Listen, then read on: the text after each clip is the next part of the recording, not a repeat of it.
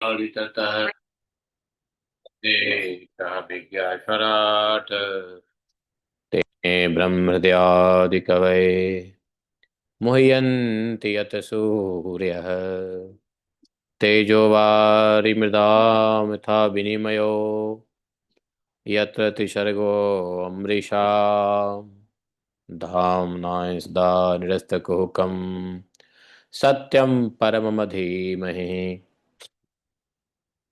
धर्मः प्रोजितकैतवोऽत्र परमो निर्मत्सराणां सता वेद्यं मात्रवस्तु शिवदं तापत्रयोन्मूलनम् श्रीमद्भागवत महामुनिकृते किं वा परमेश्वरः सद्यो हृदवदत्त कृतिभिः शुश्रूभिः तत्क्षणात् निगमकल्पतरोर्गलितं फलं सुखमुखाद्रवितसंयुतं पिबत भागवतं रसमालयं मुहुरहो रसिका भुवि भावुकाः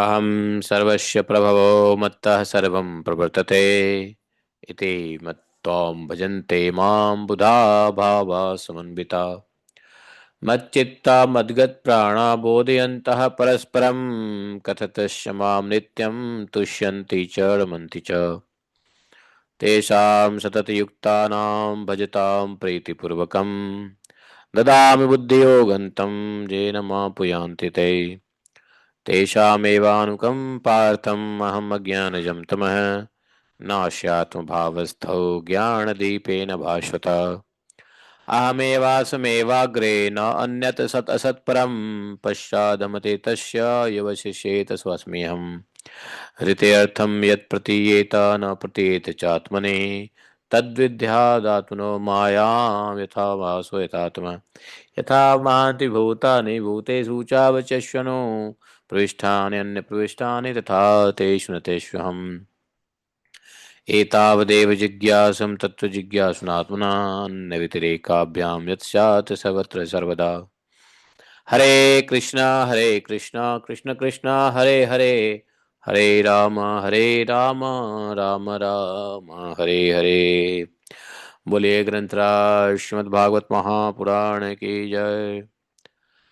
श्रील व्यासदेव भगवान की जय। श्रील सुखदेव गोस्वामी महाराज की जय। श्रील प्रभुपाद की जय। गुरु गौरांग की जय। सभी वैष्णव भक्त वृंद की जय। सभी वैष्णव गुरु वृंद की जय। जय जय श्री राधे श्याम।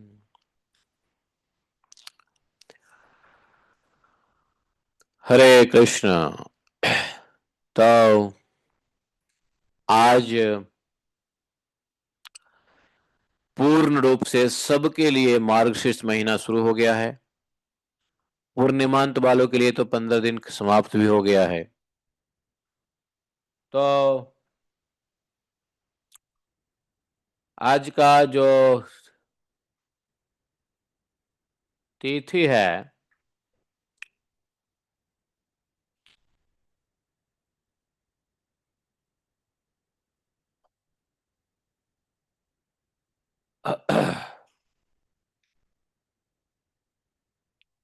वो है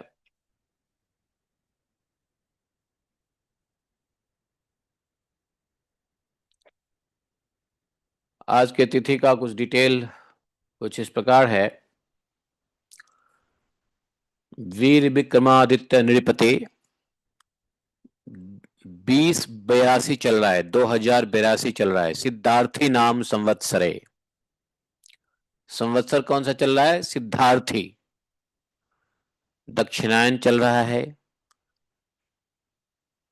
हेमंत ऋतु चल रहा है। मार्गशीर्ष महीना, शुक्ल पक्ष, प्रथमा शुभ तिथि, शुक्रवार शुभ वासर और शुभ नक्षत्र है अनुराधा। शुभ योग है अतिगंड।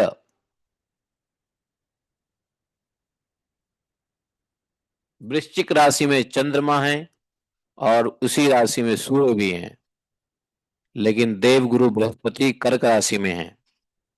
ठीक है,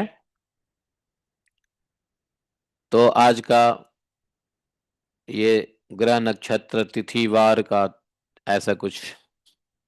हम्म। तो आज प्रथमा तिथि में शुक्ल पक्ष आ गया है। तो शुक्ल पक्ष प्रथमा के दिन दसम स्कंद के 87 चैप्टर में हम लोग वेद की स्तुति पढ़ रहे हैं। तो वेद की स्तुति जो है हम लोग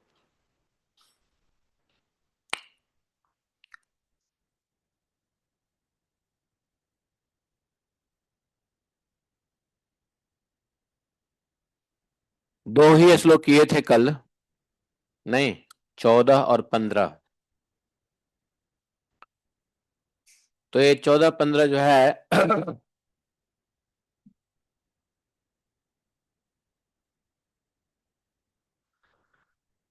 जिसमें वेद भगवान की जय जयकार कर रही है।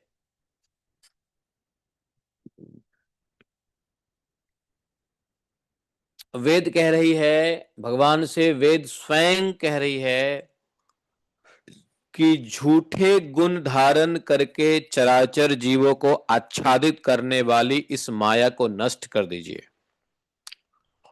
वेद भी माया में है क्या? यस। इसलिए ये कह रही है भगवान से कि माया को नष्ट कर दीजिए। ये माया कैसा है? झूठे गुणों को धारण किया हुआ है। त्रिगुण जो है झूठा है।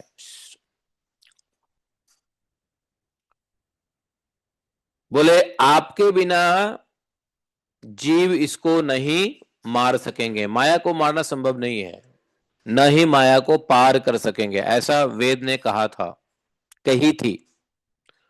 वेद इस बात का गायन करते रहते हैं कि आप सकल सद्गुणों के समुद्र हैं, ऐसा वेद गायन कर रही है। और वेद ने कल दूसरे श्लोक में यह भी कह दी थी कि वेद माता कि जितने भी ब्रह्मा, अग्नि, सूर्य, इंद्र, देवता, जितने भी जगत प्रतीत होने पर भी आपसे पृथक तो है नहीं, इसलिए अनेक देवताओं का प्रतिपादन करने वाले वेद मंत्र उन देवताओं के नाम से अलग अलग आपके ही अलग अलग मूर्तियों के रूप में वर्णन करते हैं। अर्थात भगवान तो अजन्मा है, लेकिन उन विग्रहों के रूप में भी भगवान का जन्म नहीं होता। इसलिए जो देवी देवता हैं वो भी भगवान का ही स्वरूप है, ऐसा कहा था। आज हम लोग अगले श्लोक पे जाएंगे।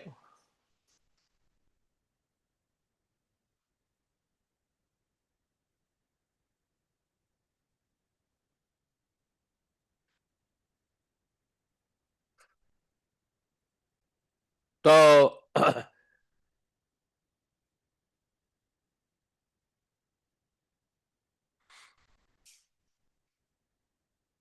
अगला अगला श्लोक है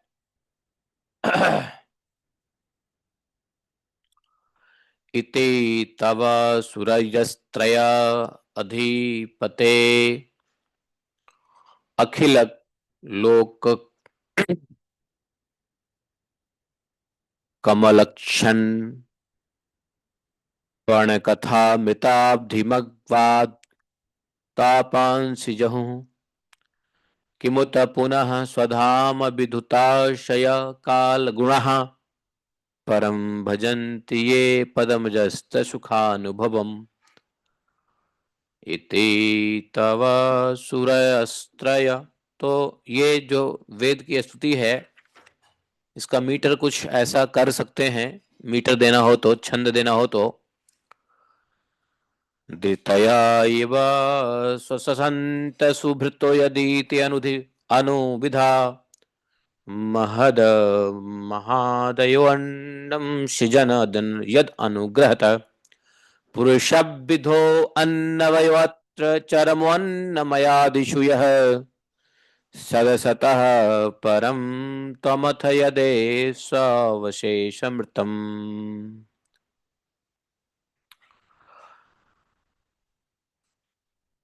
उदरमुपासते य ऋषिवर्तमत्सुकृपदृशः परिसरपद्धतिं हृदयमारुणयोदरम्।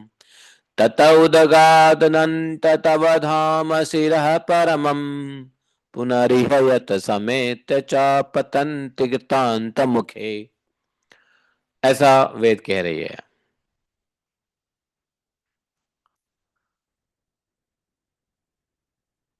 ओम अज्ञानतिमिरान्धस्य ज्ञानाञ्जनशलाकया चक्षुरुन्मीलितं येन तस्मै श्रीगुरुवे नमः। श्रीचैतन्यमनोभीष्टं स्थापितं येन भूतले स्वयं रूपः मह्यं ददाति स्वपदान्तिकम्। वन्देऽहं श्रीगुरोः श्रीयुतपदकमलं शिखरो न वैष्णवांश श्रीरूपं साग्रजातं सहगण रघुनाथान्वितं तं सजीवं साद्वैतं सावधूतं परिजनसहितं श्रीकृष्णचैतन्यदेवं श्रीराधा कृष्णपादान् सहगण ललिता श्रीविशाखान्वितांश्च। हे कृष्ण करुणा सिंधो दीनबंधु जगतपते गोपेश गोपिका कांतम राधा कांतम नमोस्तुते। तप्त कंचन गौरांगी राधे वृंदावनेश्वरी वृषभानुसुते देवी प्रणमामि हरिप्रिये। वाञ्छाकल्पतरुभ्यश्च कृपा सिन्धुभैव च पतितानां पावनेभ्यो वैष्णवेभ्यो नमो नमः। जय श्री कृष्ण चैतन्य प्रभु नित्यानंद श्री अद्वैत गदाधर श्रीवासादि गौर भक्त वृंद। हरे कृष्णा कृष्ण कृष्ण हरे हरे हरे राम राम राम हरे हरे। हरे कृष्णा कृष्ण कृष्ण हरे हरे हरे राम राम राम हरे हरे। जय श्री राधे। तो आवाज आ रही है? एवरीवन इज लिसनिंग और एम ऑडिबल? क्या मैं सुनाई दे रहा हूँ? ओ, तो मेरी आवाज सऊदी तक चली गई, क्या बात है। हैं? सऊदी से उत्पन्न लोगों को भगवान बुद्धि दें, क्योंकि भागवतम का आवाज वहां तक भी जा रहा है। आप जानते हो ना सऊदी से उत्पन्न लोग कौन कौन हैं? हैं, आप जानते ही हो। नहीं, सऊदी से उत्पन्न लोग कौन कौन हैं? ऐसे प्रजाति जो सऊदी से उत्पन्न हुए हैं उनको भगवान बुद्धि दें, अपने ही धर्म ग्रंथों को समझने का अक्ल दें और समाज में शांति स्थापना की प्रेरणा दे। हैं? सऊदी से उत्पन्न हुए प्रजातियों को, जातियों को। समझ गए ना सऊदी से उत्पन्न प्रजाति कौन है? है है ना? नहीं समझे? अजय नहीं समझे?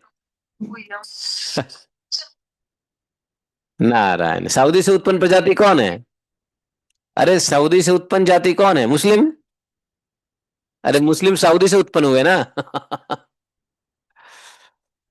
भाई आप लोग की एनालॉजी बहुत वीक है, हाँ? बहुत जल्दी नहीं समझते हो आप लोग, हैं?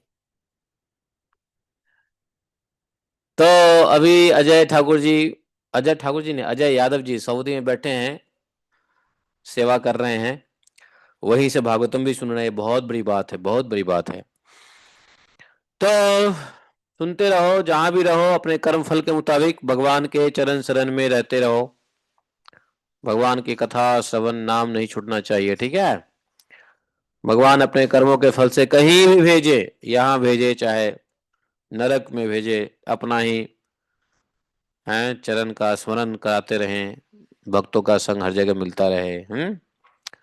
ऑनलाइन, ऑफलाइन, डिजिटल या नॉन डिजिटल। ठीक है। हरे कृष्णा। और एक और अनाउंसमेंट है, हमारी गौ माता एक बच्चा देने वाली है, एक दो दिन में। सी इज अबाउट टू डिलीवर। आप लोग उसके है, बड़ी क्यूट बच्चा देने वाली है, पता है। ये हमारी गौड़ी के सारे बच्चे बड़े क्यूट होते हैं, लड़का हो या लड़की सब क्यूट होते हैं। जन्म से ही तो हो जाना चाहिए था कार्तिक में, लेकिन 10 दिन ज्यादा समय ले रही है, तो मेरे ख्याल से जब बच्चा देने में ज्यादा समय लेती है गौ माता, तो समझिए कि गौ माता ही देती है। बैल प्रभु नहीं देते। तो शायद गौ माता ही आने वाली है। और ये गौ माता मैंने किसी और के नाम पे कर दिया है, तो इसलिए ये गौ माता पालूंगा तो मैं, लेकिन उनके नाम पे भी पालूंगा। तो ये गौ माता की बुकिंग हो चुकी है। यदि गौ माता हुई तो वैसे होनी ही चाहिए। आप लोग प्रार्थना कीजिए कि हमारी गौरी मैया की डिलीवरी सुखद रूप से हो जाए, संपन्न हो जाए, हैं, विदाउट गोइंग एनी हॉस्पिटल। मनुष्यों की तरह हॉस्पिटल नहीं जाना पड़े, इसकी प्रार्थना कीजिए। नहीं कर सकते कि नहीं कर सकते आप लोग प्रार्थना? करेंगे। हाँ, मनुष्य की तरह हॉस्पिटल ना जाना पड़े, हाँ प्लीज। और मनुष्य की तरह उसको डॉक्टर का भी दर्शन ना दे होना पड़े, है। तो सब कुछ ठीक ठाक हो जाए, वैसे बड़ा बढ़िया से हो जाता है। 3 बार से तो मैं अपने हाथों से डिलीवरी करा रहा हूँ, बड़ा आसानी से हो जाती है, लेकिन आजकल तो 3 दिन में होने होनी चाहिए, ऐसा लग रहा है। और हमने सोचा है कि गौ माता का दूध जब शुद्ध होगा, तो उस दूध से गिरिराज जी की पहले परिक्रमा करेंगे, दूधी परिक्रमा। इसलिए गिरिराज जी की परिक्रमा किसी अन्य गाय भैंसों के दूध से नहीं, इस गौरी के दूध जैसी शुद्ध होगा, गिरिराज जी की परिक्रमा करेंगे। दूधी परिक्रमा, दूध टपकता रहेगा और चलते रहेंगे परिक्रमा। आप लोग जानते हो दूध परिक्रमा होता है गिरिराज जी का? बहुत सारे इस्कॉन के भक्त जानते भी नहीं है दूध परिक्रमा होता है गिरिराज जी का। कल एक भक्त को बोला तो बोले कि हमें पता ही नहीं है प्रभु जी। तो फिर उसने भी किया। हाँ प्रभु लोग इसमें लेके जाते हैं ना। हाँ हाँ, एक थे इस्कॉन के भक्त, तो उनको पता ही नहीं था। हाँ, तो एक इस्कॉन के भक्त थे, मैंने वो कह रहे थे प्रभु जी एक स्पेशल डे है आज मेरा, क्या करना चाहिए? हमने कहा दूध की परिक्रमा करो गिरिराज जी की। कोई कोर्ट केस था, कल कल कोर्ट केस का डेट था। तो बोले कि कल कोर्ट केस का डेट है, क्या करना चाहिए प्रभु जी? हमने कहा गिरिराज जी की परिक्रमा करो, दूध ही परिक्रमा, गिरिराज जी सब मनोकामना पूर्ण करेंगे। गिरिराज जी को जो दूध का परिक्रमा लगा देता है ना, सारी मनोकामना पूर्ण कर देते हैं गिरिराज जी। तो उन्होंने ऐसे ही किया। तो उम्मीद है पॉजिटिव रिजल्ट भी आया कल कोर्ट केस में। तो देखिए गिरिराज जी की ऐसी कृपा है नहीं। हरे कृष्णा। तो ये वेद माता जो आगे प्रार्थना कर रही है, दो तो आपने देखा कि पहले श्लोक में प्रार्थना क्या किया, बेचारे जीव माया को पार नहीं कर सकेंगे, है कि नहीं, आप ही माया को नष्ट कर सकते हैं। दूसरे श्लोक में, दूसरे श्लोक का जो रिकैप अगर कह लो, तो वेद माता ने ये कहा था कि ये जो देवी देवताएं हैं सब आप ही का स्वरूप है ना, ये आपसे भिन्न नहीं है। हम्म वेदों में मैंने ही देवताओं को अलग अलग नाम से पृथक किया है, अलग अलग किया है, लेकिन आप ही हैं समष्टि रूप, एक रूप से। उसके लिए एक वेद माता ने एग्जाम्पल दिया था, बताओ किसका एग्जाम्पल दिया था? हैं, देवता अलग अलग नाम से जो देवता जाने जाते हैं, वो भगवान के ही, एक भगवान से ही है, भगवान ही है, एक भगवान ही है। कैसे? इसका एक एग्जाम्पल दिया था वेद माता ने। घटपट, मिट्टी के घटपट का एग्जाम्पल दिया था, कि जैसे मिट्टी से बने हुए मृदंग या मिट्टी से बने हुए घड़े की अगर यदि हम बात करते हैं, तो बात मिट्टी की करते हैं, लेकिन इनडायरेक्टली। जैसे हम मृदंग की बात करते हैं, तो मृदंग मतलब बना किससे है? मिट्टी से है। लेकिन जब कोई बजाता है तो कहता है अरे मृदंग कितना बढ़िया है। तो वास्तव में मृदंग की तो डायरेक्ट से होती है प्रशंसा, लेकिन इनडायरेक्ट प्रशंसा किसकी होती है? मिट्टी की होती है जिससे बनी है मृदंग, नहीं?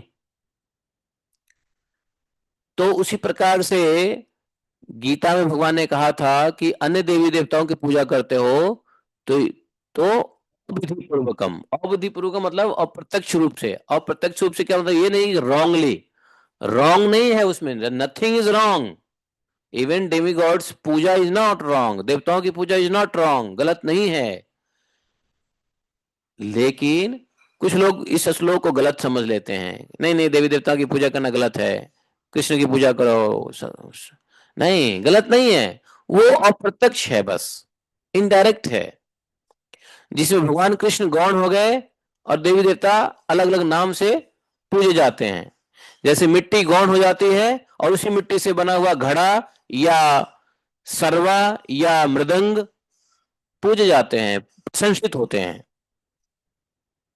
ये बात है, बस ये वेद, देखो वेद की प्रार्थना से ये क्लियरिटी आएगी, नहीं तो नहीं तो बड़ा उल्टा रहता है। लोग बाग फिर गलत समझने से देवी देवताओं के प्रति बहुत बड़ा अपराध कर देते हैं। खासकर हमारे इस्कॉन के अंदर में इन चीजों को समझ नहीं होने से देवी देवताओं के प्रति जो अपराध करते हैं, ये अपराध बहुत बड़ा गड़बड़ है, कभी नहीं करना चाहिए। ये वेद की इस स्तुति से समझ में आता है कि नहीं? गलत नहीं है देवी देवताओं का पूजा, लेकिन भगवान की ही पूजा है और प्रत्यक्ष रूप से, जहां भगवान गौण हो जाते हैं और पृथक पृथक अलग अलग नाम से देवी देवता पूजे जाते हैं। तो एक्चुअली देवी देवता का पूजा भगवान की ही पूजा है, लेकिन भगवान को गौण करके, बस इतनी थोड़ी सी अविधि पूर्वकम, इसी बात को अविधि बता दिया है भगवान ने गीता में। मैंने आप लोगों को कभी कहा था कि यह श्लोक निकालो, कल किसी ने यह श्लोक नहीं निकाला। ते अपिमाम यज्ञन्ते अविधि पूर्वकम, श्लोक संख्या मैंने कहा था निकालो, किसी ने नहीं निकाला। कोई होमवर्क नहीं, कोई क्लास वर्क नहीं करना चाहते, गीता लेके बैठते ही नहीं कोई। तो यहां पे भगवान ने सिर्फ अविधि कहा है, वो भी अविधि पूर्वक क्यों? त्रुटि पूर्वक। कई कई लोग अविधि पूर्वक को त्रुटि पूर्वक कहते हैं, लेकिन मैं कहता हूं त्रुटि पूर्वक भी सही वर्ड यूज करना नहीं है। क्योंकि अविधि पूर्वक मतलब भगवान ने सिर्फ इतना कहा है कि भाई मुझे गौण कर देते हो और मेरे ही रूप अलग, मेरे ही रूपों के अलग अलग नाम हैं देवी देवताओं के, तो उसको तुम पूजते हो। 923 है। हाँ 923 है ना, दूसरा अंतिम लाइन है, ते अपिमाम यज्ञन्ते अविधि पूर्वकम।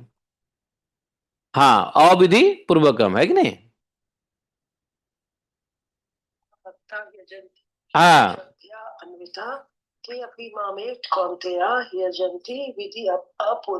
हाँ, ये 10वें अध्याय में है ना? 923। अच्छा 9 में है ये, अच्छा मुझे लगा 10 में होगा, 10 में नहीं हो सकता है। हाँ तो ठीक है, देखो 923 भगवान ने क्या कहा है? भगवान ने यूज किया अविधि पूर्वकम, ठीक है ना? नहीं, अविधि पूर्वकम यूज किया है। ते अपिमाम कौन्तेय यजन्त्य अविधि पूर्वकम। तो अविधि पूर्वकम का मतलब लोग बाग समझ लेते हैं क्या? त्रुटि पूर्वक। नहीं, त्रुटि नहीं है उसमें, अज्ञान पूर्वक कह सकते हो, अज्ञान पूर्वक कह सकते हो। ज्ञान तो यह है कि भगवान की डायरेक्ट पूजा होनी चाहिए, लेकिन उनके अलग अलग नामों की पूजा हो रही है तो भी गलत नहीं है, लेकिन अज्ञान पूर्वक है थोड़ा सा।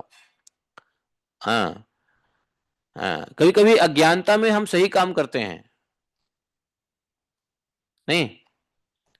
ट्रेडिशनली बहुत सारे ट्रेडिशनली काम करते हैं अज्ञानता में, ज्ञान नहीं होता है लेकिन काम सही करते हैं, नहीं? तो अज्ञानता पूर्वक में त्रुटिपूर्ण नहीं कह सकते हैं इसको। तो ये बात क्लैरिफिकेशन कहां से आता है? वेद से आता है, वेद माता कहती है। तो ये दो बातें बताया।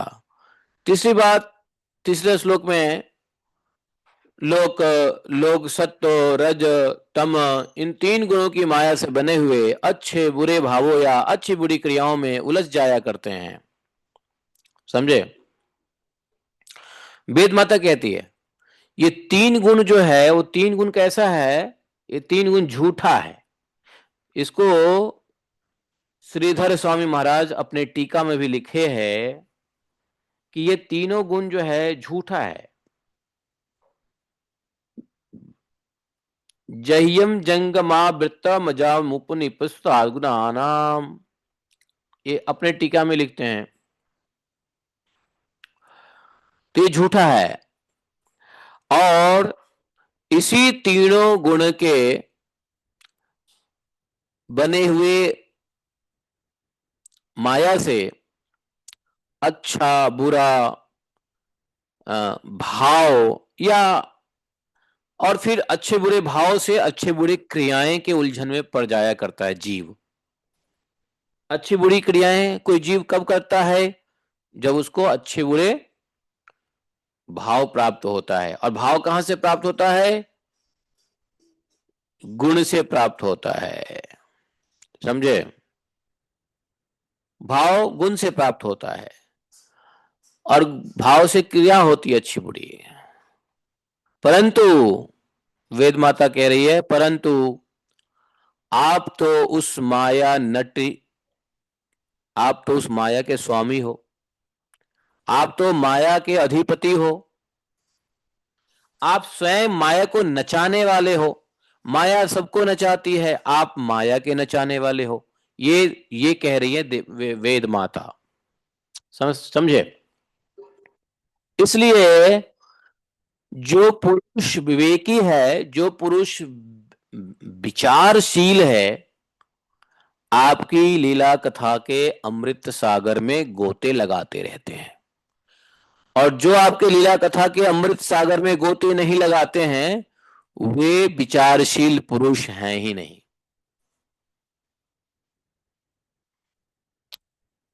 तो इसलिए बुद्धिमान वह है जो भगवान की लीला कथा में डुबकी लगाए। अमृत सागर, लीला कथा के लीला कथा क्या है? अमृत है। और भागवतम तो अमृत का सागर ही है, कह लो। गोते लगाते हैं विचारवान पुरुष,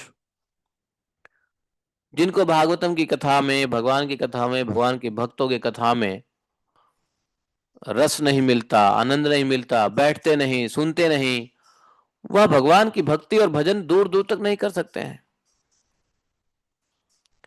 कुछ लोग होता है जो माला तो पकड़ लेते हैं इसलिए कि माला करेंगे थोड़ा सा हमारा जन्म जन्म यश मिलेगा।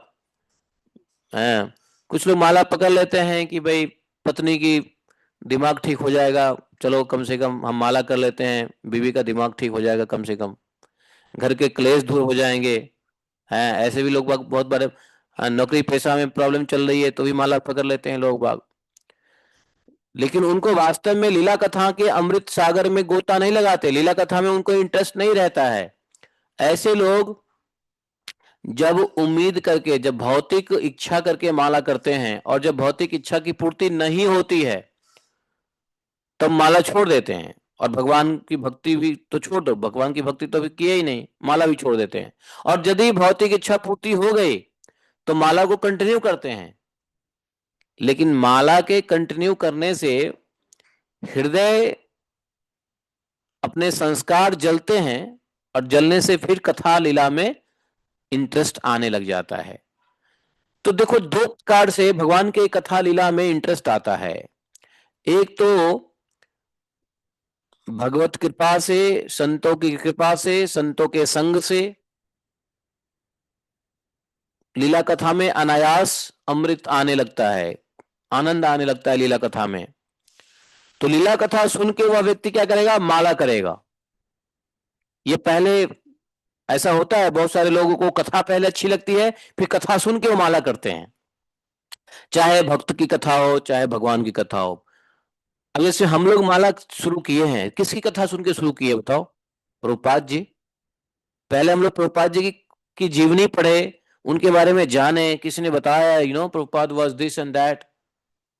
प्रभुपाद जी की स्ट्रगलफुल लाइफ के बारे में पता चला और उनके सफलता के बारे में पता चला। तब हम लोगों ने क्या किया? उनको सुनना शुरू किया। सुनते सुनते क्या हुआ? बार बार कहते थे, जप करो जप करो जप करो, ये करो वो करो। और भक्त, और सुना भी वही और भक्तों को करते हुए देखा भी वही। जो चीज आप सुनोगे, जो चीज देखोगे, का आपके दिमाग में घुस जाएगा, तो फिर आप माला करने लग जाते हो। तो वास्तव में ज्यादातर ऐसे ही होता है कि भगवान या भगवान के भक्तों के लीला, कथा, चरित्र सुन के हम भक्ति में आते हैं, माला जप करते हैं। दूसरे प्रकार के लोग होते हैं जो भगवान और भगवान के भक्तों के बारे में तो अधिक नहीं सुनते हैं, नहीं सुने होते हैं। उनको लगता है कि अरे, हरे कृष्णा वाला जप कर रहा है, अच्छे अच्छे गाड़ी में चल रहा है, हरे कृष्णा वाला देखो कितना अच्छा अच्छा ड्रेस पहन रहा है, और हरे कृष्णा वाली माता जी देखो कितना चमकती धमकती रहती है मेकअप करती है। तो दूसरी माता जी सोचती सोचती है, लगता है इनके पास अधिक पैसा है, हरे कृष्णा वाले के पास अधिक पैसा है, चलो हम भी माला ले लेते हैं, हमारे पास भी पैसा हो जाएगा, हमारे पास भी नौकरी मिल जाएगी, हम भी विदेश चले जाएंगे। तो भौतिक इच्छा से माला पकड़ता है। अब यहाँ पे दो बात होती है। यदि वो अपने उसके कर्म के संस्कार के मुताबिक, जो ब्रह्मा जी ने हाथों में लकीर दे दिया है, अगर उसको भौतिक इच्छा पूर्ति हो जाती है तो माला करता रहेगा, और माला करते करते वो लीला कथा में भी आस्वादन लेने लगेगा। क्यों? माला करने से उसके हृदय शुद्ध होने लगेंगे, उसके उसके जो अनर्थ है या संस्कार है नष्ट होने लगेंगे माला करने से। बेशक वो भौतिक इच्छा से माला किया, लेकिन माला जितना दिन करेगा उतना संस्कार उसका नाश होगा, अशुभ संस्कार। और फिर वो भगवान की लीला कथा में लग जाएगा, उसको यहां इंटरेस्ट आने लग जाएगा। यदि मान लो उसने, किसी व्यक्ति ने भौतिक इच्छा से माला कर लिया कि हरे कृष्णा वाले के पास पैसे होते हैं, विदेश रहते हैं, अच्छी लाइफ स्टाइल है, खूब मटर पनीर खाते हैं। तो यदि भौतिक इच्छा से यदि किसी ने माला पकड़ लिया, और यदि उसके हाथ में या उसके फॉर्च्यून में, उसके भाग्य में नहीं लिखा हुआ है भौतिक सुख या पैसा, तो वो क्या करेगा? वो कुछ दिन माला करेगा और फिर छोड़ देगा, बोलेगा अरे हमें तो कुछ मिलता ही नहीं है, हमने तो इसलिए मैंने ऐसे ऐसे भक्तों को देखे हैं जो माला पकड़ा था किस लिए? हाँ, कि पत्नी की बुद्धि ठीक हो जाए, क्योंकि पत्नी उसको पीटती थी। तो लेकिन पत्नी की बुद्धि ठीक नहीं हुआ, उल्टा जो है ना क्या हुआ, पत्नी भाग गई और फिर बीमारी हो गया, नौकरी छूट गई। तो माला क्यों करो भाई, और छोड़ दिया माला। माला छोड़ दिया तो और आफत आ गई। इसलिए दुखम व सुखम व कहा है कि दुखम व सुखम व न त्यजेत हरिनाम संकीर्तनम। दुख हो या सुख, ये भगवान की कथा और भगवान का नाम, भगवान का गुण, लीला, गुरु, ज्ञान, ये सब नहीं छोड़ना चाहिए। कभी कभी लोग बाग गुरु भी बनाते हैं इसलिए कि गुरु जी की कृपा हो जाएगी तो गुरु जी हमारा लॉटरी मिल जाएगा, हमें व्यापार धंधा चलेगा गुरु जी के आशीर्वाद से। और गुरु जी से उम्मीद करके बैठे हैं, बिजनेस धंधा नहीं चला, व्यापार नहीं चला, छोड़ो यार ये गुरु जी, चलो दूसरे गुरु जी के पास। कौन जो गुरु जी? वो गुरु जी चलते हैं उनके पास, नीम करोली बाबा। अच्छा, नीम करोली बाबा, हाँ, उन्होंने एप्पल वालों को आशीर्वाद दिया था, देखो एप्पल कितना सक्सेस हो गया। नीम करोली बाबा के यहाँ एप्पल का मालिक आया था, क्या नाम था उसका? स्टीव जॉब, वो आया था। तो उसका धंधा नहीं चला था स्टीव जॉब का, दो तीन ट्राई किया था, फेल हो रहा था। किसी ने कहा था नीम करोली बाबा के पास जाओ। अमेरिका में भी बहुत सुपरस्टिशियस लोग हैं, वहां किसने कह दिया जाओ भारत में एक बाबा जी हैं, वो जो कह देंगे हो जाएगा। वो आया इंडिया में, नीम करोली बाबा से मिला। नीम करोली बाबा ने क्या कहा मालूम है स्टीव जॉब को? कि तुम जो अपना धंधा करते हो ना, तुम धंधा का जो लोगो है तुम्हारा गलत है, लोगो चेंज कर दो। तो बोला महाराज लोगो बताइए, आप बता दीजिए। बोले तुम एप्पल, एप्पल, उस समय बाबा एप्पल खा रहे थे, नीम करोली बाबा सेब संतर सेब खा रहे थे, एप्पल खा रहे थे। तो बाबा ने उस एप्पल को काटा ही था और कहा कि लो ये सिंबल बना लो तुम एप्पल का, सक्सेस हो जाओगे। और देखा एप्पल का यही सिंबल है। आप लोगों ने ध्यान दिया एप्पल का सिंबल में एप्पल थोड़ी सी कटी हुई क्यों रहती है? किसने सोचा इस बात को? नहीं सोचा? ये कोई कहानी जानते होगे तो जानते होगे, क्योंकि नीम करोली बाबा ने ऐसे ही एक बाइट काटा था और वही दिखाया था कि ये सिंबल ले लो, और as it is Steve Job ने उसी को सिंबल बनाया। आज देखो एप्पल, एप्पल के बिना लोग अपनी स्टेटस समझते ही नहीं है। जीना क्या जीना एप्पल आईफोन के बिना, नहीं आईपैड के बिना है। मैं भी एप्पल के मैकबुक का फैन हूँ।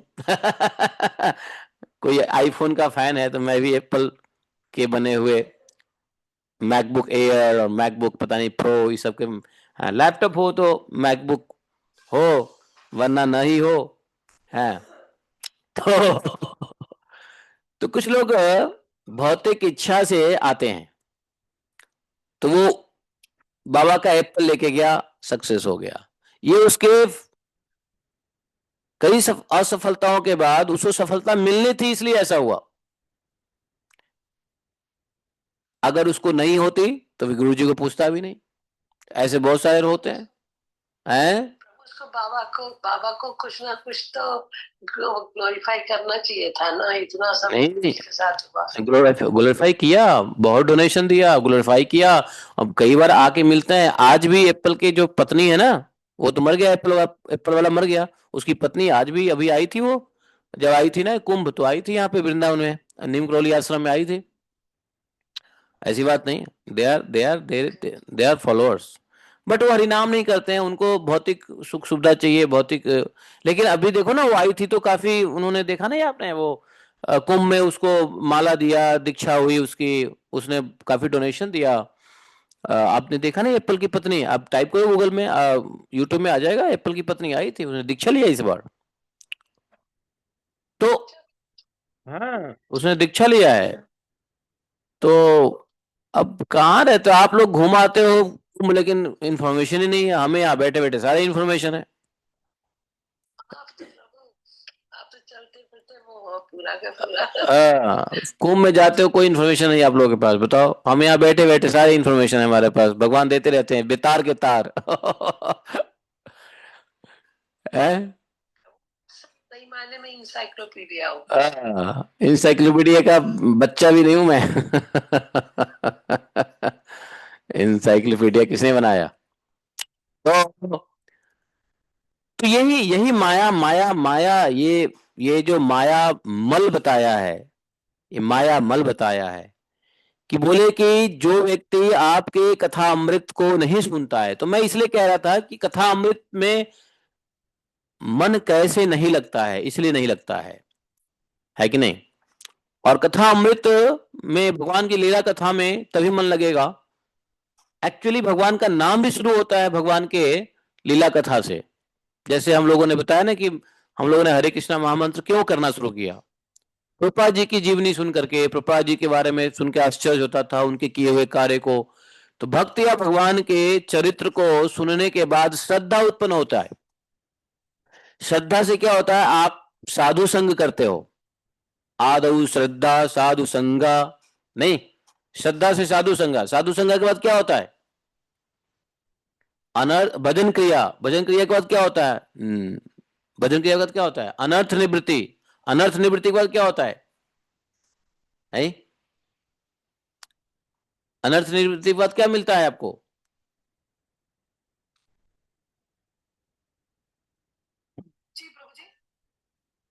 श्रद्धा, साधु संगा, भजन क्रिया, अनर्थ निवृत्ति। अनर्थ निवृत्ति के बाद क्या होगा? कृष्ण प्रेम। अरुचि, रुचि के बाद कृष्ण प्रेम। ठीक है ना? तो इस तरीके से प्रोग्रेस होता है, समझे? तो ये वेद माता कहती है कि भगवान को, कि जिस विवेकी विवेकी पुरुष, विचारशील पुरुष आपके लीला कथा का अमृत सागर में गोते लगाते रहते हैं और इस प्रकार अपने सारे पाप ताप को धो बहा देते हैं। पाप और ताप को धो बहाने का एक ही तरीका है, भगवान के लीला कथा। गोपियां ने भी यही कहा है, तव कथा मृतम तप्त जीवनम, नहीं?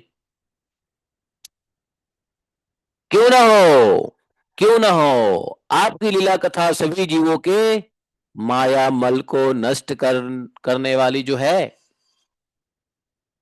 हे पुरुषोत्तम भगवान, जिन महापुरुषों ने आत्मज्ञान के द्वारा अंतःकरण के राग द्वेष आदि और शरीर के कालकृत जरा जरा मरण आदि दोष मिटा दिए हैं और निरंतर आपके उस स्वरूप की अनुभूति में मग्न रहते हैं जो अखंड आनंद स्वरूप हैं, उन्होंने अपने पाप ताप को सदा के लिए शांत कर दिया है, भस्म कर दिया है। इसके विषय में तो कहना ही क्या। समझे? तो भगवान का जो ज्ञान है वही आत्मज्ञान है, भगवत ज्ञान ही आत्मज्ञान है। तो आत्मज्ञान से भी हमारे हृदय के अंदर राग द्वेष मिट जाते हैं, और जब आत्मज्ञान से अंतःकरण शुद्ध हो जाता है तो जो काल के क्रिया हैं, जन्म जरा मरण, जरा मरण क्या, जरा मतलब बुढ़ापा, मरण मतलब मृत्यु, जरा मरण जन्म व्याधि, ये सब काल के कालकृत दोष हैं। कल हम लोगों ने, आप लोग तो नहीं थे, चले गए थे, कल हमने आईसीएफ में यही बात बताया था, अंग्रेजी में, इंग्लिश में था वो लेक्चर। तो कल हमने यही कहा था कि चंड वेग, ये चंड वेग क्या कर रहा है, चंड वेग अपने 720 गंधर्व गंधर्वियों को लेकर के लोगों के साथ क्या कर रहा है, जन्म मृत्यु जरा व्याधि, इन दोषों को, इन दोषों के साथ हनन करता रहता है जीव का। लेकिन जिनका अंतःकरण भगवान के आत्मज्ञान के उपदेश से हो गया है अथवा लीला कथा के अमृत सागर के गोता लगाने से हो गया है, तो उनको तो भगवान के अनुभूति होती रहती है। ऐसे व्यक्ति जिनको आत्मज्ञान हो गया है, आत्मज्ञान, आत्मज्ञान को कुछ लोग आत्मज्ञान भी कहते हैं, तो जिनको आत्मज्ञान हो गया है या जो भगवान के लीला कथा में ही खोए रहते हैं, दोनों प्रकार के भक्त भगवान के स्वरूप के अनुभूति में मग्न रहते हैं, हमेशा अखंड आनंद स्वरूप हैं, और उन्होंने अपने पाप तापों को सदा के लिए शांत भस्म कर दिया है। इसके विषय में तो कहना ही क्या है। तो वेद माता का जो ये श्लोक है, बड़ा लंबा सा श्लोक है, और इसमें जो है इनके कहने का यदि सारांश लोगे तो सारांश सिंपल ये है कि माता जी कह रही है कि भाई आपके अंदर तो सभी सद्गुण है ही, आपके मंगल कल्याणकारी गुणों का श्रवण स्मरण आदि के द्वारा आपसे ही प्रेम करते हैं भक्त, और आपके चरणों का स्मरण करके संपूर्ण क्लेशों से मुक्त हो जाते हैं। अर्थात इसका समरी यह है कि भगवान की कथा सुनो, भगवान के उपदेश, भगवान के भगवत ज्ञान और भगवत लीला, श्रुति और स्मृति दोनों से मनुष्य को क्या मिलेगा, परम शांति और सर्वथा क्लेशों का नाश, ऐसा हो जाएगा, ये बताया है। समझ गए? ये तीसरा श्लोक था वेद माता का। चौथा श्लोक, अरे ये पृथा आई है क्या, पृथा माता आई है क्या, कहाँ है, नहीं है? हाँ अच्छा, तो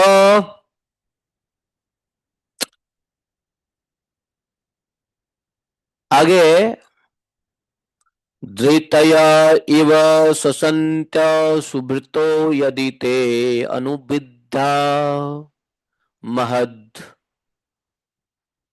हमादयो अंडम शिजन यद अनुग्रहत।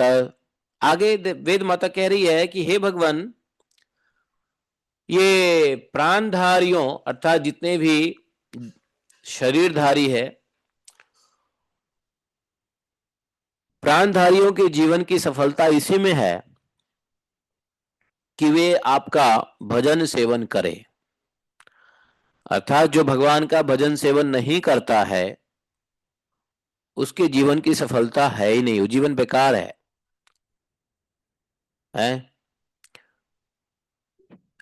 खासकर प्राणधारियों में कौन, प्राणधारी तो बोल तो दिया, लेकिन कौन से प्राणधारी, किसके बारे में इंडिकेट कर रहे हैं? मनुष्य। प्राणधारी तो और भी जीव हैं, लेकिन भगवान का भजन सेवन कौन करेगा? मनुष्य ही करेगा। मनुष्य के अलावा जितने भी प्राणधारी हैं उनके जीवन की अत्यंतिक सफलता तो नहीं है, लेकिन कुछ सफलता तो है। जैसे वृक्ष है, वृक्ष भगवत प्राप्ति नहीं कर सकता तो कम से कम वो परोपकार तो कर ही रहा है। गाय बैल तो खैर भगवत स्वरूप ही है, देव स्वरूप ही है, सर्वदेव में गाय बैल हैं, उनका कहना ही क्या है। लेकिन अन्य भी जीव जो है वो अन्य शरीर धारण करके मनुष्य के उपयोगी तो है ही नहीं है। लेकिन मनुष्य यदि भगवान का भजन सेवन न करे तो बताओ मनुष्य के शरीर का क्या उपयोगिता है? मनुष्य के मरने के बाद मनुष्य के चमड़ी से जूता बनता है क्या? नहीं बनता है?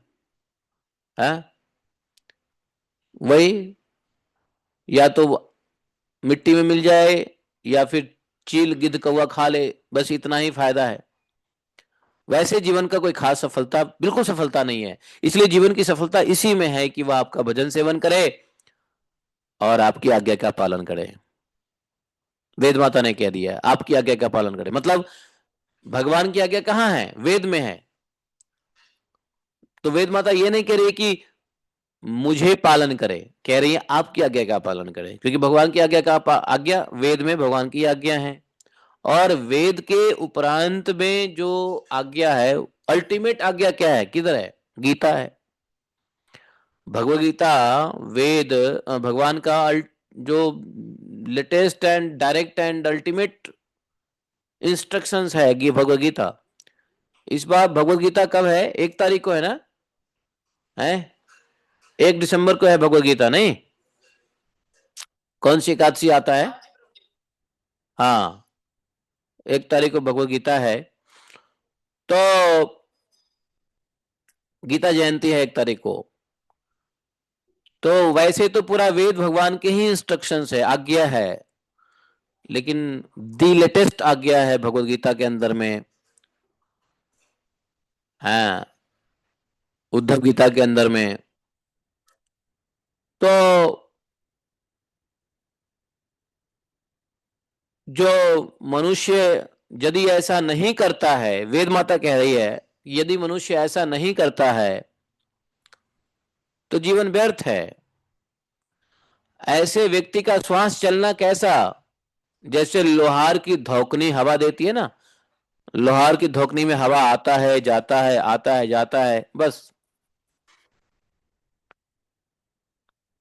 महत्तत्व अहंकार आदि ने आपके अनुग्रह से आपके उनमें प्रवेश करने पर ही इस ब्रह्मांड की सृष्टि की है। आपका ही है महत्त्व अहंकार, और आप ही के जगत ब्रह्मांड में, आप ही के बनाए हुए जगत में जब प्रवेश करती है तो ब्रह्मांड की सृष्टि होती है। अन्नमय, प्राणमय, मनोमय, विज्ञानमय और आनंदमय, इन 5 कोशों में पुरुष रूप से रहने वाला, उसमें मैं की स्फूर्ति करने वाले भी आप ही हैं। लो, तो इन 5 कोश में कौन रहता है? आत्मा। और आत्मा अगर मैं की स्फूर्ति होती है तो वो भी आप ही हैं। तो देखा भागवतम में ये 5 कोशों का भी वर्णन आ गया है, अन्नमय कोश, प्राणमय कोश, मनोमय कोश, विज्ञानमय कोश और आनंदमय कोश। इसको बोलते हैं, इंग्लिश में क्या बोलते हैं? 5 शीथ ऑफ द बॉडी, या है। तो अन्नमय शरीर है, प्राणमय क्या है? प्राणमय क्या है? अन्नमय से शरीर बना, प्राणमय से क्या बना? अंतःकरण। मनोमय से मन, विज्ञानमय से ज्ञान और आनंदमय से सुख की अत्यंतिक ब्लिसफुल सुख की अनुभूति। समझे? तो अन्नमय से शरीर बन गया, बट प्राणमय से क्रियान्वित होता है, शरीर क्रियान्वित होता है प्राणमय से। तो अन्नमय स्थूल है, प्राणमय मोबाइल है। मोबाइल मतलब क्या बोल देंगे अंग्रेजी हिंदी में मोबाइल को, मतलब प्राणमय मतलब चलायमान, चलायमान मोबाइल, है ना। तो अन्नमय स्थूल शरीर बन जाता है, प्राणमय से स्थूल शरीर में क्या आता है, मोबिलिटी आती है।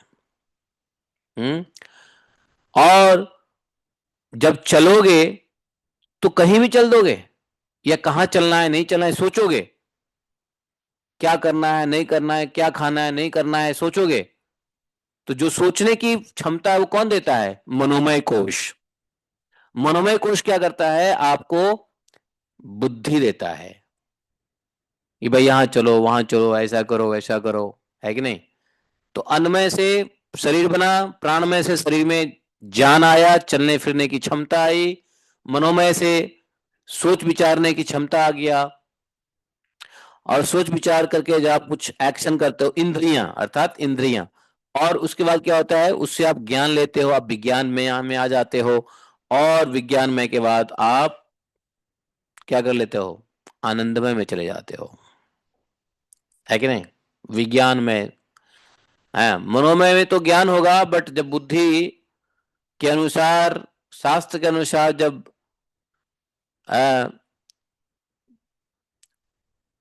मनोमय जब शास्त्र के अनुसार ऐड हो जाएगा तो वो विज्ञान में परिवर्तित हो जाता है। यदि शास्त्र के साथ मनोमय नहीं है तो उसको पता ही नहीं चलेगा कि क्या करना है क्या नहीं करना है, जो मन में आएगा वही करेगा। तो इसलिए शास्त्र यहाँ पे जरूरी है, भगवान की लीला कथा जरूरी है, और उससे जो विज्ञान मिलता है, विशेष ज्ञान है, वो आपको आनंदमय की ओर ले जाता है। यह है पंचकोश। और जब इतना कुछ होता है तो पता है क्या होता है, अंदर से एक स्फूर्ति आती है। क्या आती है, सोहम, सोहम, मैं वही हूं, मैं वही हूं, क्या हूं, परमात्मा का अंश हूं, परमात्मा का अंश हूं, नहीं, सोहम, मैं वही हूं। थोड़ी थोड़ी बीच में काफी देर से वॉइस ब्रेक हो रही है। आपके यहाँ हो रही होगी, बाकी लोग तो ठीक ही हैं। ठीक ठीक। हाँ, हाँ। मेरे लिए भी कट रही है प्रभु। तो आपकी पर्सनल नेटवर्क प्रॉब्लम है, हमारे यहाँ तो ठीक है। मेरे यहाँ अगर गलत होगा ना तो मैंने यहाँ पे नेट मीटर लगा रखा है। लो, ठीक है प्रभु। चलो जी, अब नहीं कटेगी आवाज, चलो अब नहीं कटेगी आवाज, ठीक है। अब नहीं कटेगी आवाज, खुश रहो, खुश हो जाओ, अब नहीं कटेगी आवाज, मैंने ठीक कर दिया है। कट रही है तो इतना देर से मैं कुछ बोल रहा हूँ, कुछ सुनाई नहीं दिया आप लोगों को, मतलब बेकार का बोला मैं। थोड़ा थोड़ा अभी भी कट रही है। अच्छा ठीक है। नहीं तो दे रहा है। अब नहीं हो, अब नहीं ब्रेक हो रही है, अब कहाँ किसी को मैं अपना वीडियो ऑफ करता हूँ, देखो ब्रेक हो रही है, अब नहीं होगी ब्रेक। रही है, हो रही है प्रभु जी, ब्रेक हो रही है। अरे मैंने वाईफाई से शिफ्ट कर दिया मोबाइल में, कहाँ कैसे होगी ब्रेक। अगर हो रही है तो फिर अब अब हाँ, इससे ज्यादा मैं कुछ नहीं कर सकता हूँ, प्लीज, ये टेक्नोलॉजी का। हाँ। हाँ तो मतलब बताओ, इतना इंपॉर्टेंट बात मनोमय कोश, मैं मनोमय कोश बताया, कुछ आप लोग नहीं समझे। रिकॉर्डिंग सुन लो दोबारा, उसको रिपीट करना टाइम लेस हो जाएगा। Go to recording and listen again. मैंने मनोमय कोश का मैंने ये जो अन्नमय, प्राणमय, मनोमय, ये सब मैंने बता दिया कोश, ये भागवतम में। और जब इसके बाद क्या होता है, जब आनंदमय कोश में आते हैं तो अपने आप एक आवाज आती है, सो हम, आत्म साक्षात्कार की बात होती है आनंद में। तो सो हम, मैं वही हूं, मैं वही हूं, मैं वही हूं, ठीक है।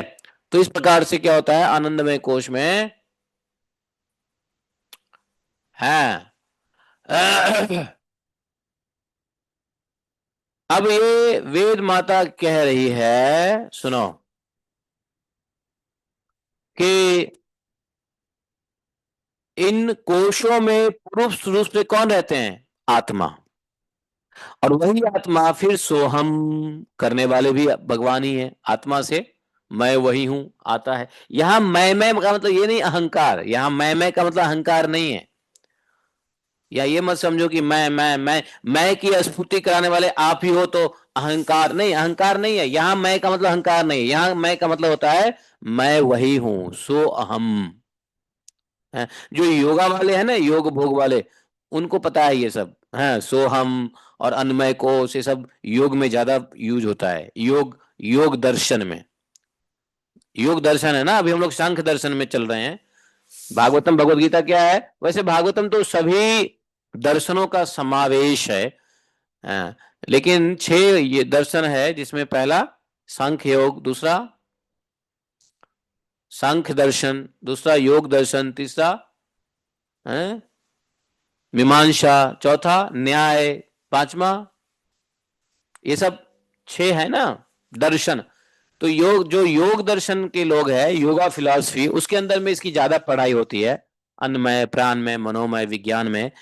तो इसका मतलब ये नहीं है कि भागवतम में नहीं है, भागवतम में है। 10th कैंटो के 87 चैप्टर, श्लोका संख्या 17 में ये सिथ ऑफ द ले बताया है, बॉडी सिथ, ठीक है। तो बोले कि आप ही के अस्तित्व से, भगवान को वेद माता कह रही है कि आपके ही अस्तित्व से उन कोशों के अस्तित्व का अनुभव होता है। अर्थात यदि भगवत अस्तित्व ना हो तो ये कोश होगा ही नहीं। मतलब यदि चेतना ना हो, चेतना, चेतना शक्ति ना हो, भगवत भगवत शक्ति ना हो, तो ये अन्नमय भी नहीं होगा, ना प्राणमय होगा, ना मनोमय। तो ये वास्तव में ये जो कोश है, इसका अस्तित्व भगवान के अस्तित्व से ही जुड़ा हुआ है। कॉन्शियस बॉडी नहीं हो, कॉन्शियसनेस नहीं आएगी तो अन्न में का क्या फायदा? अन्न में आएगा कहां से?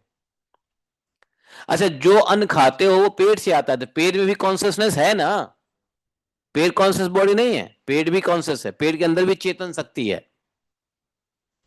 तो जिस चेतन शक्ति ब्रह्ममय, इसलिए अन्न को ब्रह्ममय वस्तु कहा गया, ब्रह्म द्रव्य भी कहा गया। क्यों? क्योंकि वो भी चेतन शक्ति से आया है। छोटा सा बीज से पौधा निकलता है, उसमें फल आते हैं, उस फल से आप धन धान्य प्राप्त करते हो।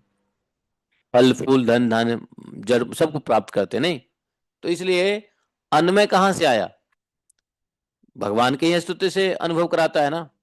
भगवान के अस्तित्व इकट्ठा हुआ, प्राणमय बना, मनोमय बना, विज्ञान में बना, अंदर बैठे हुए आत्मा आनंदमय से आत्मा की स्फूर्ति हुई। पता चलता है कि मैं तो आप ही का अंश हूं।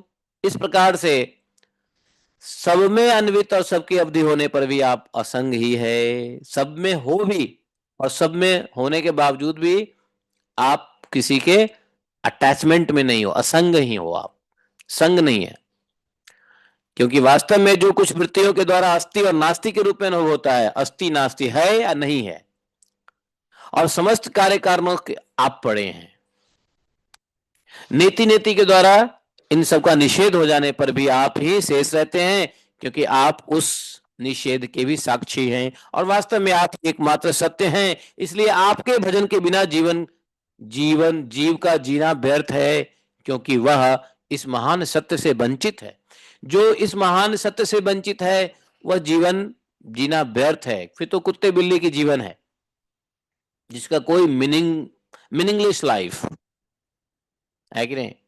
तो भगवत भजन के बिना, भगवत ज्ञान के बिना जीवन व्यर्थ है, क्योंकि ऐसे जीवन में आपके इस महान सत्य का लोगों को ज्ञान ही नहीं है। समझे? ये बड़े बड़े लंबे लंबे श्लोक हैं वेद माता की स्तुति। बहुत धीरे धीरे समझना पड़ेगा, मंथन करके समझना पड़ेगा। समझे? इतने आसानी से नहीं आएगी दिमाग में बात, और आ भी गई तो 1 घंटे के बाद निकल ही जाएगी। समझे? जबरदस्त है। फिर भी उसके बाद वेद माता ने कह रही है, वेद माता ने कहा है कि ये जो ऋषि लोग हैं ना, 20वें श्लोक में देखो, नहीं कौन सा श्लोक है ये, 18वें श्लोक में देखो, 18वें श्लोक में कह रही है कि उदर मुपासते च ऋषिवर्त मत्सु कुर्प दिशः परिसर पद्धतिम हृदय आरुणयोदहरम तत उद गात नंत तव धाम सिरः परम पुनरीह यत समित्य न पतंति कृतांत मुखे। गजब है। वेद माता कहती है कि ऋषियों ने आपके प्राप्ति के लिए अनेक मार्ग माने हैं। अब सुन लो, ऐसा सिर्फ एक ही मार्ग नहीं है, सिर्फ इस्कॉन का ही मार्ग नहीं है भगवत प्राप्ति के लिए।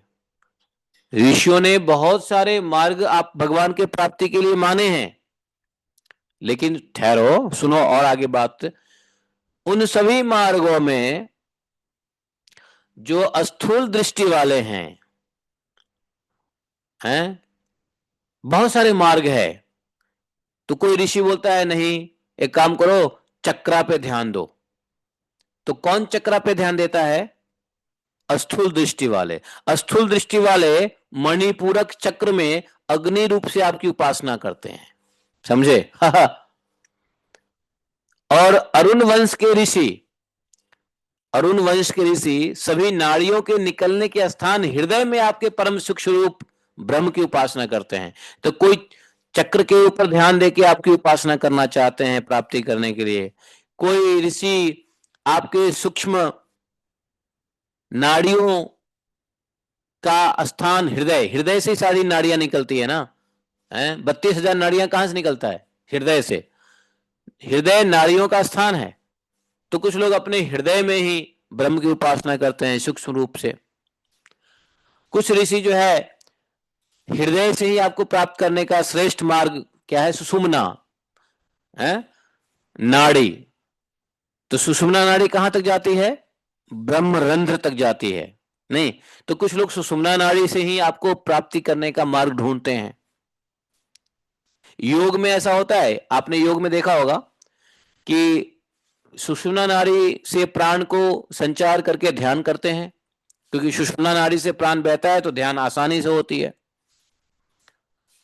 कुछ लोग चक्रा पे मेडिटेट करते हैं, वो भी है। तो कुछ लोग हृदय में ही ध्यान करते हैं, जो नाड़ियों के उत्पत्ति स्थान है। अच्छा, तो 3 तो हो गया। चौथा, कुछ ऋषि कहते हैं कि भाई ब्रह्म ज्योति मार्ग से भगवान को प्राप्त कर सकते हो। ज्योतिर्मय मार्ग, जिसको ब्रह्म ज्योति कहते हैं ना, ज्योतिर्मय मार्ग जो ऊपर की ओर बढ़ता है और फिर कभी जन्म मृत्यु के चक्र में नहीं पड़ता, ऐसा ऐसा बताते हैं। तो अलग अलग ऋषि मुनियों ने अलग अलग पद्धतियों से चिंतन करते हैं, और चिंतन करने से भय, मृत्यु भय का नाश कर देते हैं।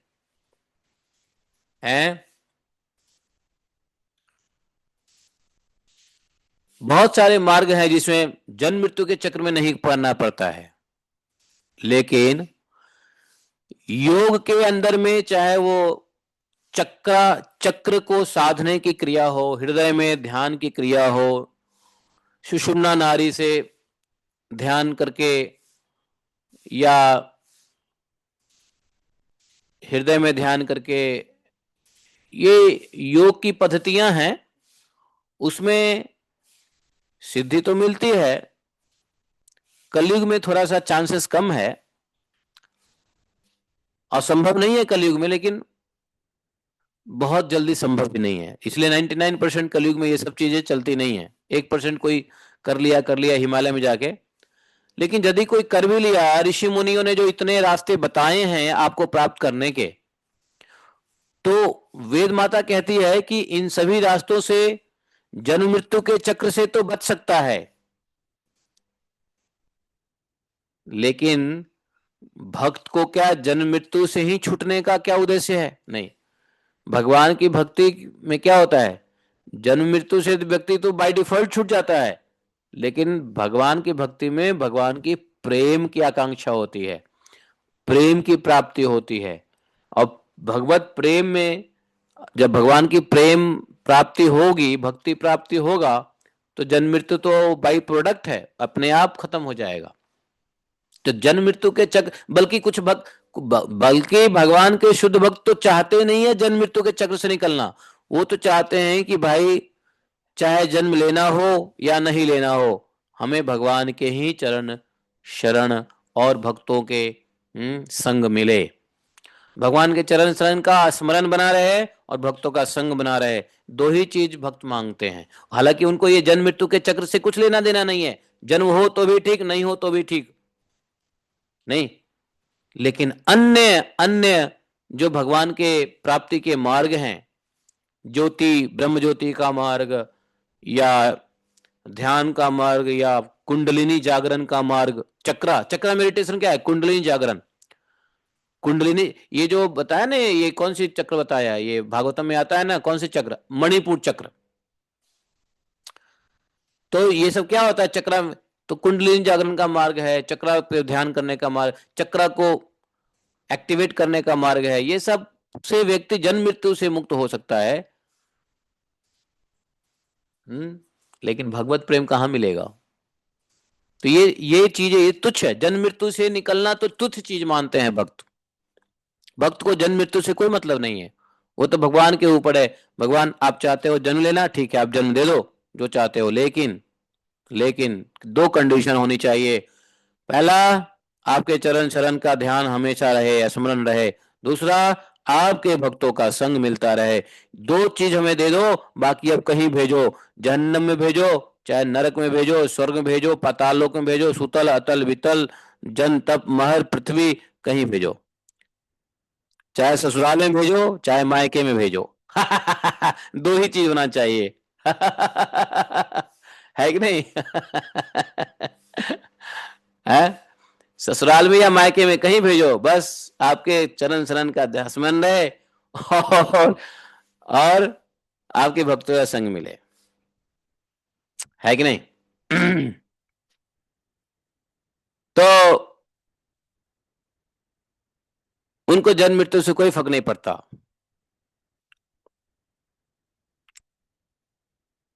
कुछ लोग ससुराल में जाके जिंदे में मुर्दा महसूस करते हैं कि मैं जीते जी मर गई, यदि जीते जी मर गया। कुछ लोग ससुराल में जाके महसूस करते हैं ऐसा।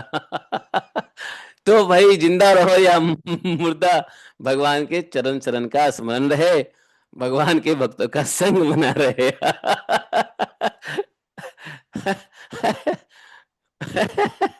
है कि नहीं? हरे कृष्णा। है भाई, क्यों हंस रहे हो लोग बाग? हैं, जिनको हंसी नहीं आ रही हो ठीक है, जो हंस रहे हैं वो क्यों हंस रहे हो ये बताओ पहले। हैं? नहीं, ऐसा नहीं है, कुछ लोग ससुराल में जाके ऐसा महसूस करते हैं कि हाय हाय मैं कहाँ आ गई, जिंदा ही मुर्दा के समान हूँ। है कि नहीं? मेरी तो कोई इज्जत ही नहीं। है कि नहीं? ऐसा भी होता है ना ससुराल में जाने के बाद। जब वहां नए नए सास को फेस करना पड़ता है, हैं, ससुर को फेस करना पड़ता है, नहीं? वैसे मेरे दिमाग में कल एक बात आ रही थी कि जैसे गौरी पूजा करते हैं ना पति के ग्रह को शांत करने के लिए, वैसे ही एक सास के लिए भी एक ग्रह पूजा होनी चाहिए। जितने भी नए नए विवाह करने वाले लोग हैं, विवाह करने के बाद या उससे पहले सास के ग्रह को शांत करने का एक यज्ञ कर लेना चाहिए। तो ये बड़ी परेशानी होती है बाद में। है कि नहीं? तो सारी परेशानी दूर हो सकती है। और मैंने सोचा कि यदि कोई कहेगा तो मैं ही कर दूंगा सास के ग्रह शांति का उपाय। हाँ हमको क्यों नहीं कर रहे? हाँ मतलब सास बहू दोनों का ग्रह शांति का उपाय।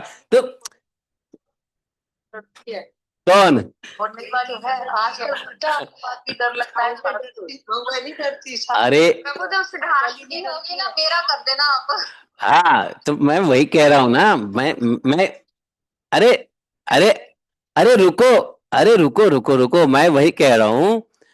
मैं ये कह रहा हूँ कि सास बहू ग्रह शांति, अर्थात सास बहू की ग्रह शांति के लिए कर ले यज्ञ, और बहू सास के लिए कर ले। हाँ, तो सास बहू ग्रह शांति यज्ञ होना चाहिए, नहीं तो बाप रे 99% दुनिया में टेंशन सास बहू का चल रहा है।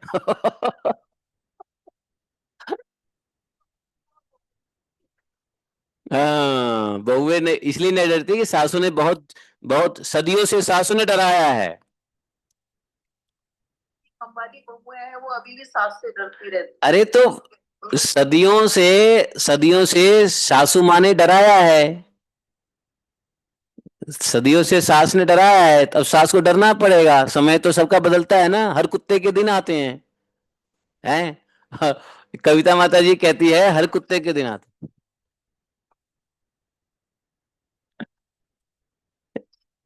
हाँ सास से भी डरते और बहू से भी डरते। आ चलो चलो ठीक है, कोई बात नहीं, कोई बात नहीं।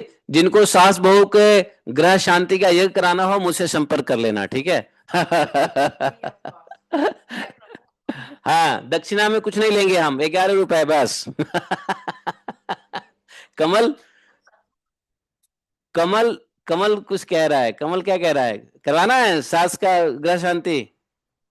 अच्छा, कुछ लोग अपने सास से परेशान है कुछ। अच्छा, बहुत सारे पुरुष अपने सास से परेशान है। अब सास की बात ना माने तो पुरुष की जीवन बेकार। है कि नहीं? तो संसार में तो बड़ा गड़बड़ है भाई। हाँ, सास चाहती है कि दामाद मेरे कहना माने, कैसे नहीं मानेगा? हाँ। बार बोर्ड लगा दिया ना आपने लोग आने शुरू हो जाएंगे।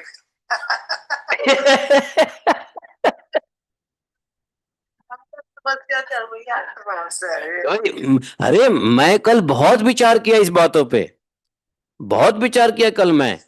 अब विचार करके मेरे दिमाग में बात आई फाइनली कि नहीं, मुझे ग्रह शांति का उपाय ही ढूंढना चाहिए। इसके अलावा कोई उपाय मुझे नहीं दिखा, दूर दूर तक मैंने नारद जी से पूछा, सभी ऋषि मुनि से पूछ लिया ध्यान में। किसी कोई ऋषि मुनि नहीं बताया इसका इलाज है। आपको कौन सी सास का, अरे आपको कौन सी अब सास की टेंशन है? चला था। खूब कमाई हुई थी, खूब कमाई हुई थी, खूब कमाई हुई थी। मैं तो कमल कमल कमल, मैं तो ये कह रहा हूं कि जैसे सास भी कभी बहुत ही सीरियल हिट हुआ था ना फ्री में, तो सास बहू के ग्रह शांति का उपाय मैं करने लग जाऊं और दक्षिणा में सिर्फ 11 रुपए लूं तो भी मैं करोड़पति हो जाऊंगा।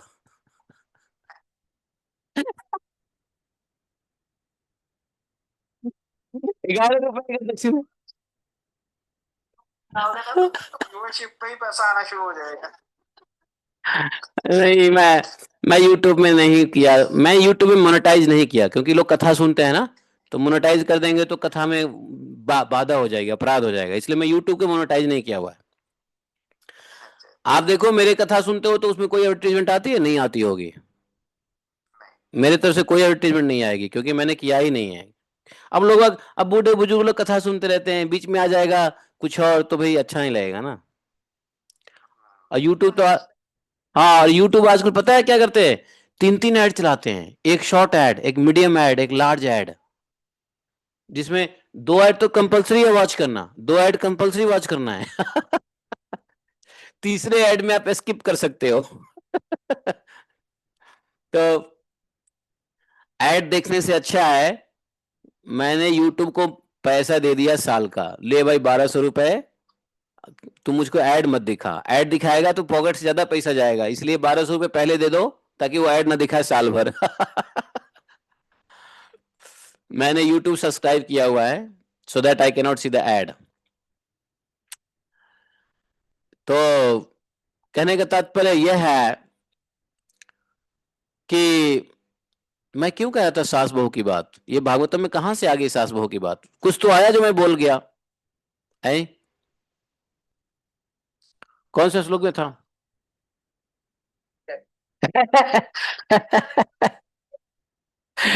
ये समझो, समझो कितनी बड़ी टेंशन है सास बहू का मामला ना। तो मैं ये इसलिए कह रहा था कि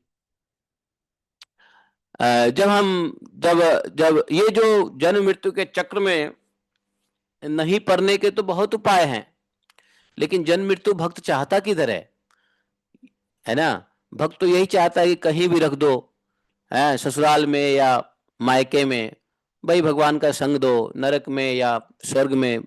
क्योंकि देखो, महिलाओं के लिए क्या होता है ना, अपनी मायके स्वर्ग दिखता है और ससुराल नरक दिखता है।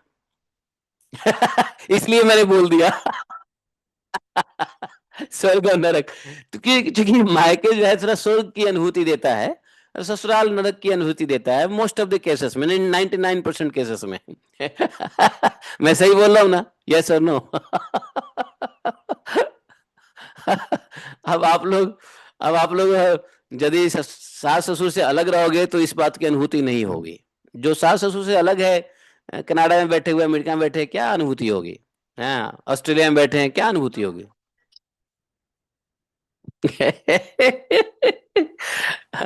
अभी अभी अभी भी थर्रा सकते हैं। ओ बाप रे, आपसे तो पर्सनली बात करनी पड़ेगी भाई, ऐसी क्या अनुभूति हुई भाई, इनका केस स्टडी लेना पड़ेगा।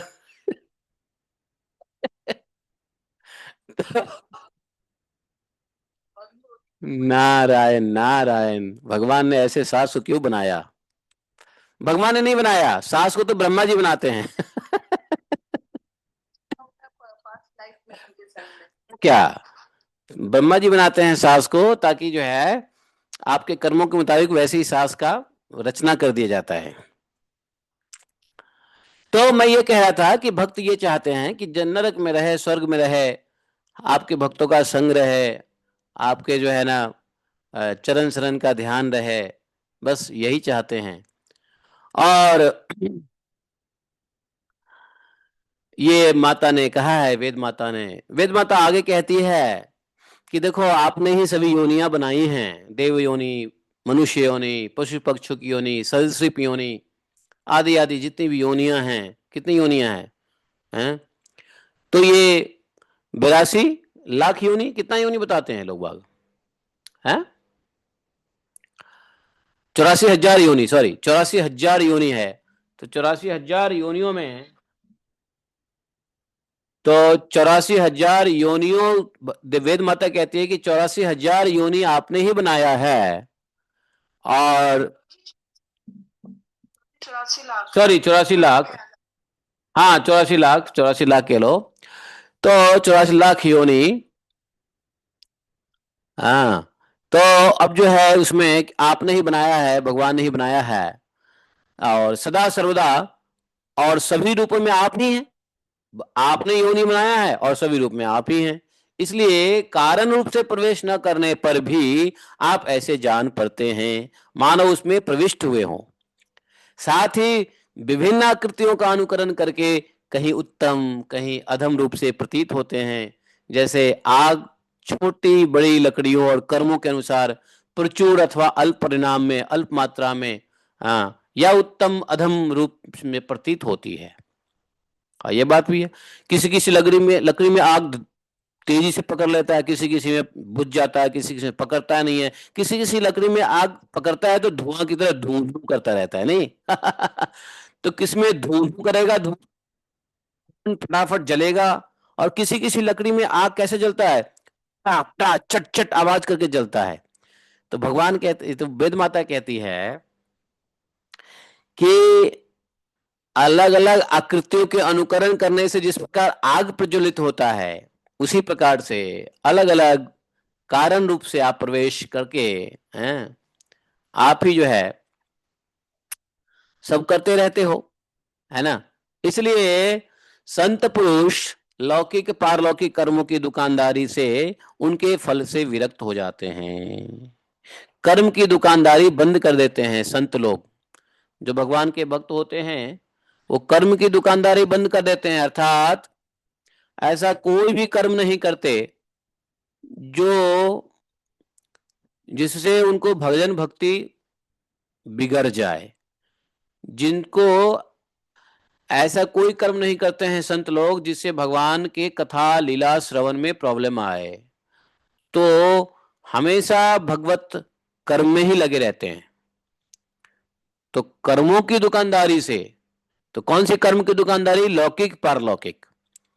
तो लौकिक पारलौकिक कर्मों की दुकानदारी बंद करनी पड़ेगी। तो कौन सी दुकान खोलनी पड़ेगी? भगवत कर्म की दुकानदारी खोलनी पड़ेगी। हमारा कर्म, एक एक कर्म भगवान की सेवा के लिए सिद्ध हो, है कि नहीं? तो संत पुरुष जो होते हैं लौकिक पारलौकिक कर्मों की दुकानदारी और उन कर्मों की दुकानदारी से मिलने वाला प्रॉफिट छोड़ देते हैं। फल, दुकानदारी का फल क्या है? मुनाफा है।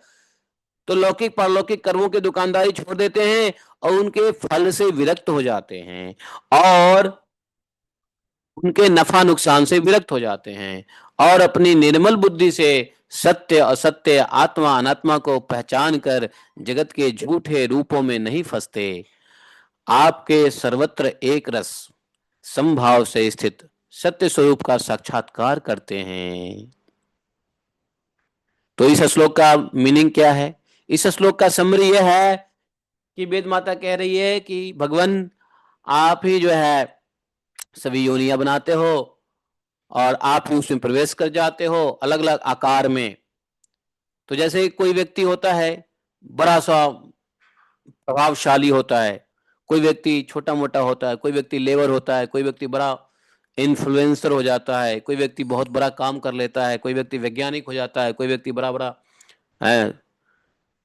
तो कहते हैं कि आप ही होते हो सभी में, योनि आप ही बनाते हो। देखो हाथी कितनी स्ट्रांग है, शेर कितना बलवान है होता है, तो ये सब आप ही होते हो। लेकिन कैसे? जैसे लकड़ियों में अलग अलग तरीके से आग उत्पन्न होता है, उसी प्रकार से आप सभी में अल्प और दीर्घ परिणाम में दिखते रहते हो। और एक बात और कहा है कि इसलिए जो लोग इस बात को जानते हैं, संत साधु भक्त, वो अपने लौकिक पारलौकिक कर्मों की दुकान बंद कर देते हैं और उनके फल, पुण्य अर्थ फल, फल क्या है? लौकिक पारलौकिक दुकानदारी का फल क्या है? पाप पुण्य, पाप पुण्य उसका फल है। तो उससे विरक्त हो जाते हैं, अपनी निर्मल बुद्धि को सत्य सत्य अनात्मा अनात्मा को पहचान कर झूठे असत्य में नहीं फंसते हैं, अनात्मा में नहीं फंसते हैं। हाँ, एक रस समभाव होकर के सत्य स्वरूप आपका ही साक्षात्कार करते हैं, भगवान की भक्ति करते हैं, भगवान के प्रेम का अनुभूति करते हैं। हाँ, ये आपके भक्त करते हैं, संत लोग करते हैं। ये वेद ने कहा है। कितना बढ़िया वेद माता प्रार्थना कर रही हैं। बता तो रहा हूं सभी प्रार्थनाओं में बड़ी पावरफुल प्रार्थना है वेद क्या। और अभी हमने 3 ही श्लोक किए हैं, समय हो गया 9/11 9/11 है। डरना मत अमेरिका वालों 9/11 से। 9/11 में अमेरिका में हुआ था या बॉम्बे में हुआ था? किधर हुआ था? है अमेरिका में हुआ था। अच्छा, यूएस में होता है 9/11। अच्छा चलो चलो, 9/11 का टाइम पास हो गया, 9/12 हो गया भारत में अब बताओ 9/11 कितना गलत टाइम पे मैं रोक दिया था। सोचा था रोकूं, नहीं नहीं, 9/12 हो गया। तो अभी 3 श्लोक आज लिए हैं और 9/12 हो गया है। तो क्या करें बताओ? अब मैं या तो बिना समझे समझाए आगे बढ़ूं या कैसे करूं? वेद स्तुति में तो फंस गए हम, लेकिन जब बात जबरदस्त जबरदस्त वाली है, नहीं देखो, है नहीं। चलो हम सोचेंगे कल जल्दी जल्दी थोड़ा सा पढ़ लेते हैं, क्योंकि ज्यादा समय लग जाएगा, वरना इतने सारे श्लोक है तो पूरा दिसंबर निकल जाएगा। हैं तो बहुत भारी भारी। तो यहीं पे रोकते हैं आज ग्रंथराज श्रीमद् भागवतम के कथा प्रसंग को। बोलिए ग्रंथराज श्रीमद् भागवतम की जय। एकम शास्त्रम देव की पुत्र गीतम एको देवो देव की पुत्र एव एकम मंत्र तस्य नामानि यानि कर्मापि तस्य देवस्य सेवा तमेव माता च पिता तमेव बंधुश्च सखा तमेव विद्या द्रविणम तमेव मम सर्वदेव देवः कृष्णाय वासुदेवाय हरे परमात्मने प्रत्क्लेशनाशाय गोविंदाय नमो नमः। हे कृष्ण करुणा सिंधो दीनबंधो जगतपते गोपेश गोपिका कांतम राधा कांतम नमोस्तुते तप्त कांचन गौरांगे राधे वृंदावनेश्वरी बिख्वानुस्ते देवी प्रणमामि हरिप्रिये वाञ्छाकल्पतरुभ्यश्च कृपा सिन्धुभैव च पतितानां पावनेभ्यो वैष्णवेभ्यो नमो नमः। जय श्री कृष्ण चैतन्य प्रभु नित्यानंद श्री अद्वैत गदाधर शिवासादि गौर भक्तवृंद। हरे कृष्णा कृष्ण कृष्ण हरे हरे हरे राम राम राम हरे हरे। देखो, हम लोग कहाँ कई पेज रोज रोज पढ़ लेते थे, आजकल सिर्फ एक ही पेज पलटता है। बस देखो, एक पेज पलटा खत्म हो गया, एक पेज पलटा खत्म हो गया। जबरदस्त मतलब कथा है, स्तुति है वेद माता की, है कि नहीं। एक एक श्लोक सार गर्भित है। एक एक श्लोक पे ना 500 पन्नों की किताब लिखी जा सकती है। बताओ, ऐसा ऐसा श्लोक है, एक एक श्लोक में ब्रह्म ज्ञान से भरा भरा है कि नहीं। हरे कृष्णा। तो जयति ते अधिकं जन्मना ब्रज शयत इंदिरा